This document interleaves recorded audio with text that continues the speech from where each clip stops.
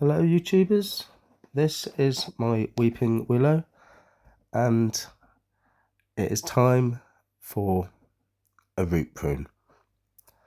Now we're in August, so it's still summer, and that's when I think it's the best time to do a root prune for a weeping willow. As you can see, the roots are going crazy and they're growing really well, too well. This is 2 years old. It was born in this pot as a cutting. So today we're going to prune the roots up. Now the first thing you're going to want to do is take it out of the pot. And we'll have a look underneath. And as you can see, it's just a sponge of roots. We'll move that pot out of the way because we'll be potting it back in that pot. We'll just have a closer look at the situation. Yeah, just as I thought, a sponge of roots. Now, if I sound a bit nasal, it's because I've been off all week with chronic sinusitis.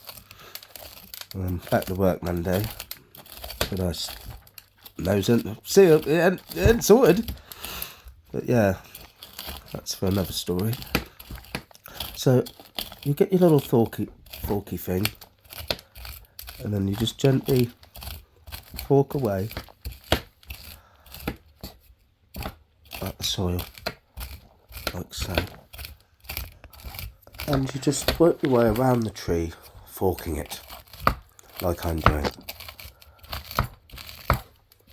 It's a shame really, because I've got a nice moss starting to form on the top, which was 2 years in the making as well, unfortunately. But just move this out of the way so you can see a bit better. So yeah, I'll have to start a new moss little thing going on. But yeah, this is a time-consuming job, as you can see, and it gets pretty clogged up, my little forky thing, with all the roots and what have you. So I've taken all the wires off this tree at the moment because it is the growing season, and I've learnt from my lesson from before where I left the wires on too long, and it's got a nasty scarring really. But it will get better with time, but I don't want to make that mistake again, so I will be rewiring it when I lose all the leaves, and then by that point the shoots would have gained enough strength to be wired.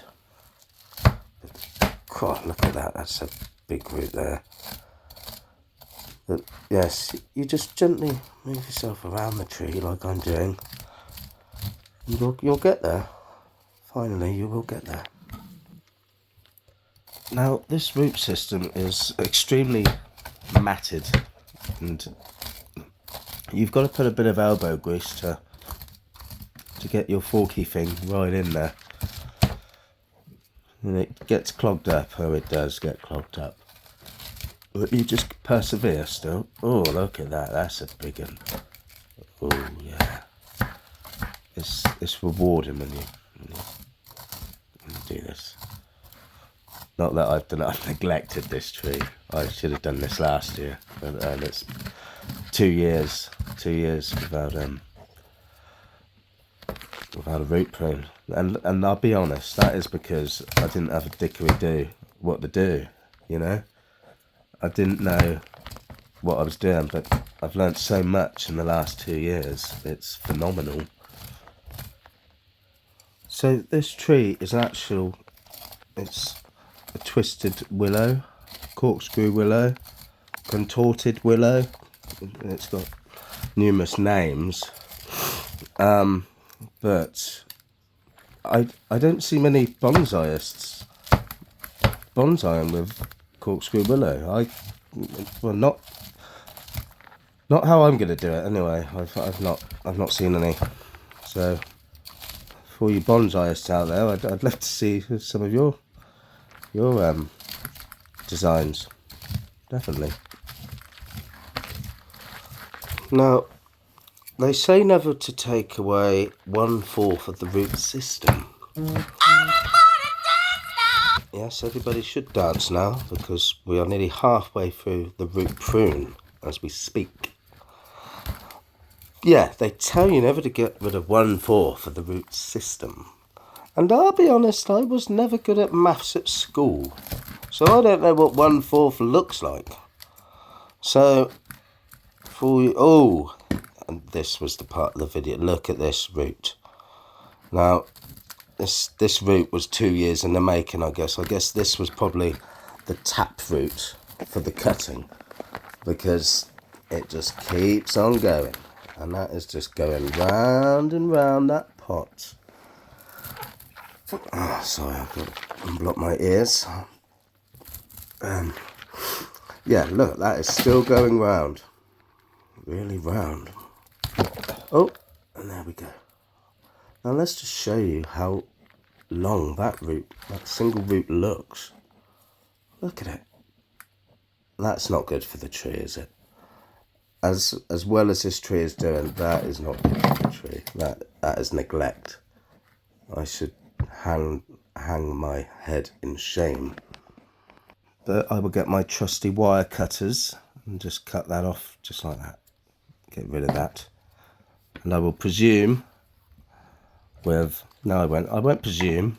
I will resume with my root raking.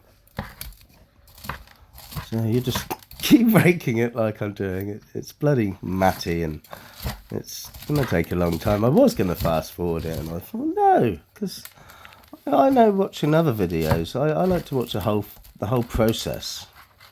I don't want it fast forward. I want to see what's going on. I want to learn. So you will watch all this. Well, it's up to you if you want to watch it, but this is my masterpiece in the making, if I do say so myself.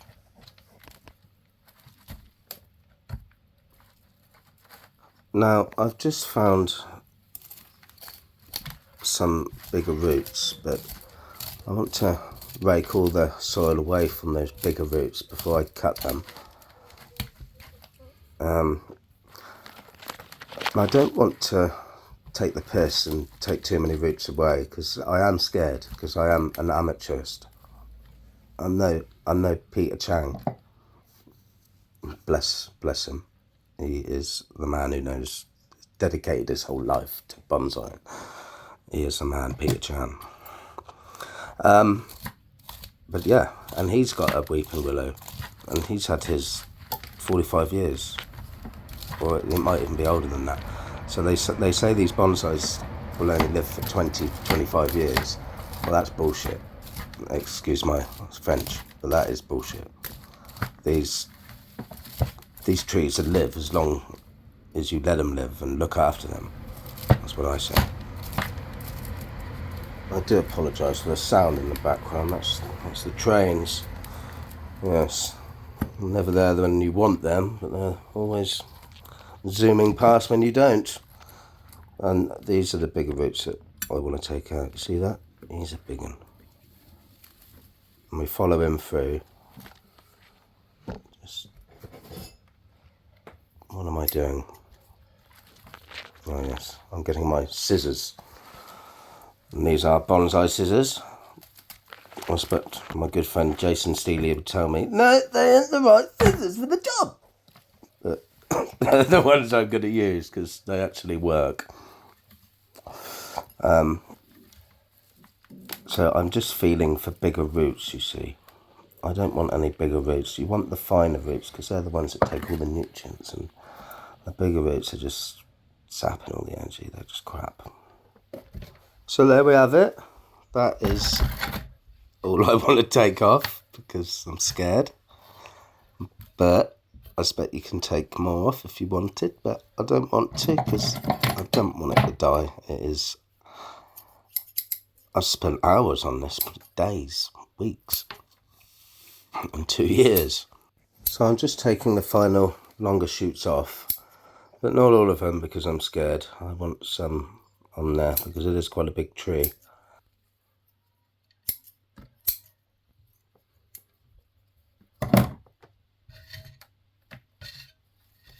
So the next thing you want to do is you want to wire the tree into the pot. I'm using a 2mm 12 gauge aluminium wire for this job. And you'll want 2 pieces of wire at that gauge.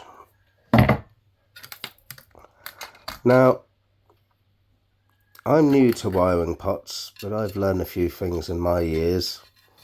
And why have I learnt? It was my good friend Jason Steely said I made a dog's dinner of it. So I will try and do it the right way, which he told me. But the problem I've got with this pot, the holes aren't close enough for the root system because I've cut it too far back. So I've got to sort of cross the wires over. But I will persevere. The main object of this is just to anchor it in the pot. It doesn't need to look pretty. At the end of the day, it's going to be covered over with soil and no one will know any different. Except for you watching this now, and you'll see how complicated I make it, shall we say. And you never put the root system, the base of the roots on a naked pot. You always put a bit of soil on there first. Well, yes.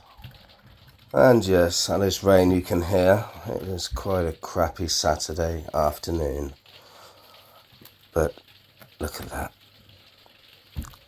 And you want to make sure that you've left enough leeway for all the roots to be covered in the pot.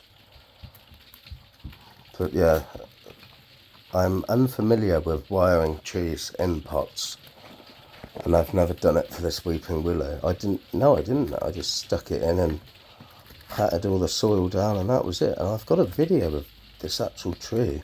You'll have to look back, but you'll see it in the making when it was just a cutting. But yeah, so I'm sort of going to anchor those in, and then I'm going to get my wire cutters, and I'm just going to gently put a bit of pressure on that and twist that so it anchors that in. And you've got to be very careful when you do this, because if you apply too much pressure, you're just going to cut the wire, and that won't be good for anyone. It is starting to anchor that in, which I'm happy with that. That's good. And then we get the other one, and we try to persevere and anchor that fucker into, excuse my French. Same process, you just apply a little bit of pressure and you twist. Now you want to make sure you've got the right angle for the tree when you do this, or it just won't look right. Now that's pretty good, but there's always room for improvement. I'll give that a little twisty until I'm happy. Yeah, she good. So now the next process is to add the remaining loamy compost bonsai soil that you've produced out of sand, Jack's Magic, and some grit. She did fine last time. She'll do alright this time, I'm sure. Oh, for fuck's sake, I've made a mess. But that can be cleaned up at a later stage. So you're just going to keep adding your soil. Now this soil's pretty dry, but it's pissing down outside. So when I've compacted this enough to my standard, I will just take it and put it outside and I'll let the rain do its job, which it won't take long because it's pissing down. So, UB-tubers, I think we are somewhere there. I'm pretty happy with that. I hope it survives and doesn't die now, because I'll be devastated. I'm not going to lie, I'll be devastated. But I've got visions for this tree. It's going to win awards in years to come. It's only 2 years old in September. End of September, mind you. But when I wire it, all those will be wired down. And it's just going to look the mat's nuts. So it's pissing down, so we'll take it outside and we'll give it a water. Won't take long for that to get wet. Now I'm not going to give it any fertiliser because you should never give fertiliser when it's dry soil. So always remember that. The soil needs to be damp before you add a fertiliser to it.